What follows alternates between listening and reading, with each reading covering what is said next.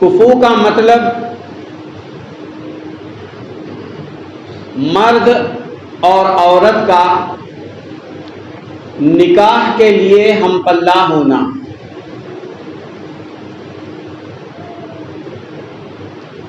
یعنی شوہر اور بیوی کے درمیان دینی، خاندانی، سماجی، مالی اور اخلاقی حیثیت سے برابری ضروری ہے۔ اس کی وجہ یہ ہے کہ دونوں خاندانوں کے درمیان تعلقات خوشگوار رہیں اور ازواجی زندگی پرسکون گزرے۔ اس وجہ سے نکاح کے وقت عورت اور مرد کو کفو کا لحاظ رکھنا چاہیے۔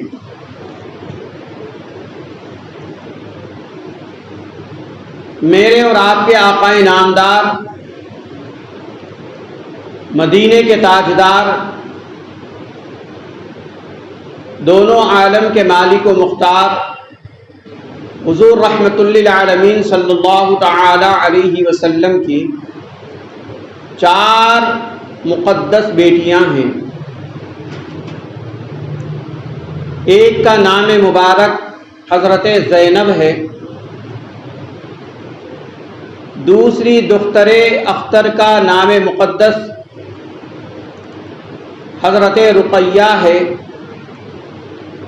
تیسرے حضرت ام کلثوم اور چوتھے سیدۃ النساء اہل الجنہ حضرت فاطمۃ الزہرا رضی اللہ تعالی عنہن ہیں۔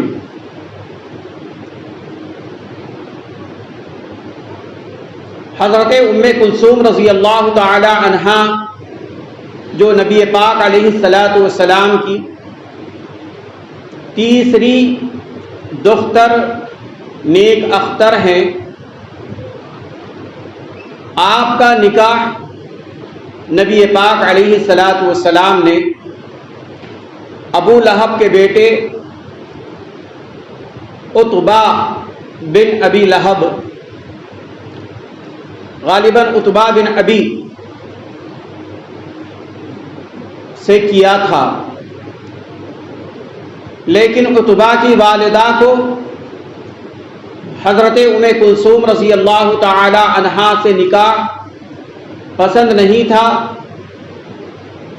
وہ نبی پاک علیہ الصلاۃ والسلام سے بہت زیادہ عناد و دشمنی رکھتی تھی، اور ابو لہب کا بھی اس پر بہت زیادہ اصرار رہا کہ نبی پاک علیہ الصلاۃ والسلام کی دختر مبارک سے نکاح ترک کر دیا جائے۔ تو عتبہ نے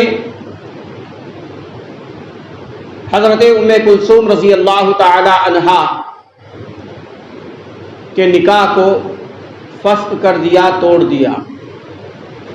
اس کے بعد آپ کا نکاح حضرت عثمان غنی رضی اللہ تعالی عنہ سے ہوا، جو جلیل القدر صحابی اور خلیفہ سوم ہے۔ حضرت عثمان غنی رضی اللہ تعالی عنہ کے نکاح میں ام کلثوم جب تشریف لے آئیں تو آپ کی اولاد میں دو اولاد ہوئی، ایک لڑکی ہوئی اور ایک لڑکا ہوا حضرت ام کلثوم رضی اللہ تعالی عنہا سے۔ ایک کا نام حضرت زینب بن عثمان ہے اور لڑکے کا نام حضرت عبداللہ بن عثمان ہے۔ حضرت زینب بن عثمان رضی اللہ تعالی عنہا کا نکاح حضرت عبداللہ بن عباس رضی اللہ تعالی عنہ سے کیا گیا۔ حضرت عبداللہ بن عباس رضی اللہ تعالی عنہ وہ جلیل القدر صحابی رسول صلی اللہ تعالی علیہ وسلم ہیں. آپ ایک جلیل القدر محدث ثابت ہوئے ہیں. آپ سے جو احادیث منقول ہے وہ دنیا اسلام، عالم اسلام کے بڑے مشہور محدثین، صحاح ستہ کے محدثین جیسے کہ امام بخاری، امام مسلم، حضرت امام ترمذی وغیرہ حضرات نے اپنی صحاح ستہ میں ان کی حدیثیں نقل کی ہیں. حضرت عبداللہ بن عباس رضی اللہ تعالی عنہ کی احادیث بخاری میں بھی ہے، مسلم میں بھی ہے، ترمذی میں بھی ہے، ابو داود میں بھی ہے، ابن ماجہ میں بھی ہے، سارے صحاح ستہ میں موجود ہیں. اور لطف کی بات یہ ہے کہ حضرت عبداللہ بن عباس رضی اللہ تعالی عنہ سے جو مرویات ہیں، جو احادیث نقل کی گئی ہیں، اس کی تعداد 1660 بتائی جاتی ہے. جو نبی پاک علیہ الصلوۃ والسلام سے آپ نے احادیث نقل کی ہے ان کی تعداد 1660 بتائی جاتی ہے. اس میں لطف کی بات یہ ہے کہ حضرت عبداللہ بن عباس رضی اللہ تعالی عنہ نبی پاک علیہ الصلوۃ والسلام کے نواسی کے شوہر ہے، اور حسنین کریمین رضی اللہ تعالی عنہما نبی پاک علیہ الصلوۃ والسلام کے نواسے ہیں. جس طرح حضرت زینب بن عثمان نواسی رسول ہے، اسی طرح امام حسن اور امام حسین رضی اللہ عنہما نبی پاک علیہ الصلوۃ والسلام کے نواسے ہیں. غور طلب بات یہاں پر یہ ہے کہ امام حسن اور امام حسین دونوں کی احادیث جو مروی ہے آپ دونوں سے نقل کی گئی، وہ احادیث کو اگر جمع کیا جائے تو ان کی تعداد 500 ہوتی ہے. ان کی تعداد 500 ہوتی ہے. لیکن حضرت عبداللہ بن عباس رضی اللہ تعالی عنہ کی اکیلے کی، آپ اکیلے سے ثابت ہونے والی احادیث کو اگر دیکھا جائے تو وہ 1660 ہے. تو اس میں ایک بات یاد رکھے کہ اس میں حسنین کریمین کی فضیلت میں کوئی کمی نہیں آتی. یہ آپ کی اپنی فضیلت اپنی جگہ مسلم ہے، لیکن مرویات جو زیادہ ثابت ہیں حضرت عبداللہ بن عباس رضی اللہ تعالی عنہ سے ہیں. اور حضرت عبداللہ بن عباس رضی اللہ تعالی عنہ کے بعد عنہ وہ جلیل القدر صحابی ہے جو قرآن پاک کی تفسیر کرنے میں سب سے زیادہ مقام و مرتبہ حاصل رکھنے والے ہیں. سب سے زیادہ فقہ میں، اصول تفسیر میں، اب سارا کچھ جو اصول ہے اپنے پاس اتنا وقت نہیں ہے، سارے علوم کے ماہر امام اگر کہا جائے تو حضرت عبداللہ بن عباس رضی اللہ تعالی عنہ ہیں. تفسیر عباس کے نام سے آپ کی تفسیر مشہور ہے. تو یہ بتانے کا مقصد میرا یہ ہے، ہمارے نوجوان بچوں غور سے سنو، کہ جو نکاح کرتے وقت جب کفو کا خیال رکھا جاتا ہے تو اس کے برکات اس طرح سامنے آتے ہیں.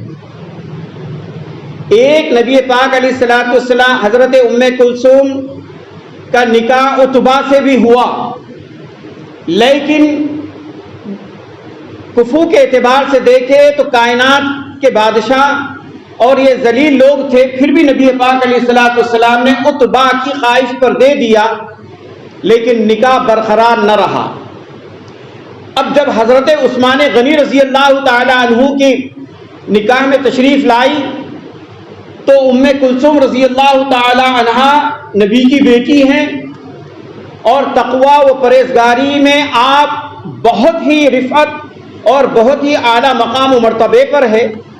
تو ادھر حضرت عثمان غنی جو آپ کے شوہر ہیں، نبی پاک علیہ الصلوۃ والسلام کے خلیفہ سوم ہیں، جلیل القدر صحابی ہیں اور آپ بھی تقوی کے امام ہیں.